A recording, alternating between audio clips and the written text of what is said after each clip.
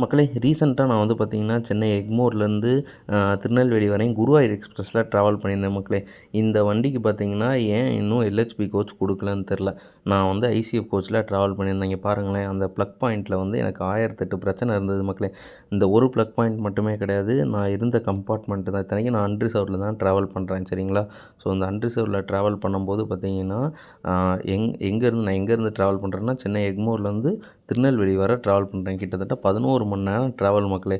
So இந்த ட்ராவலில் நம்ம சார்ஜ் போடாமல் எப்படி இருக்க முடியும்? அந்த ஒரு கம்பார்ட்மெண்ட் ஃபுல்லாவே பார்த்தீங்கன்னா, இந்த சார்ஜர் பாயிண்ட் வந்து ஒர்க் ஆகல.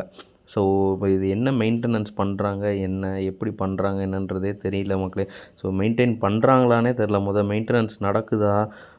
என்னன்றது சும்மா ஒரு பிரைமரி மெயின்டெனன்ஸோ, செகண்டரி மெயின்டெனன்ஸோ சொல்லி ஏமாத்துறாங்களா என்னன்றதே தெரில. ஏன்னா பாத்ரூம் அதெல்லாம் நீட்டா இருக்கு. இந்த எலக்ட்ரிக் இத வந்து ஃபஸ்ட்டு பார்க்கணும்ல. ஏன்னா வந்து சார்ஜ் அப்படின்ற ஒரு ஒரு மொபைலுக்கு சார்ஜ் போடுறது அப்படின்றது ஒரு மேண்டேட்டரியான விஷயம் எல்லாருக்குமே.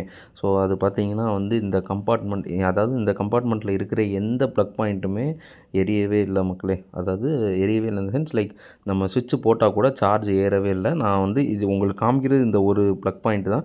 பட் இந்த கம்பார்ட்மெண்ட்ல இருக்கிறது எதுவுமே எரியல மக்களே. ரொம்பயுமே ஒரு வொர்ஸ்ட்டான விஷயம். நான் அதுக்கப்புறம் வந்து பக்கத்துல இருக்க ஒருத்தர்ட்ட பவர் பேங்க் வச்சிருந்தாரு.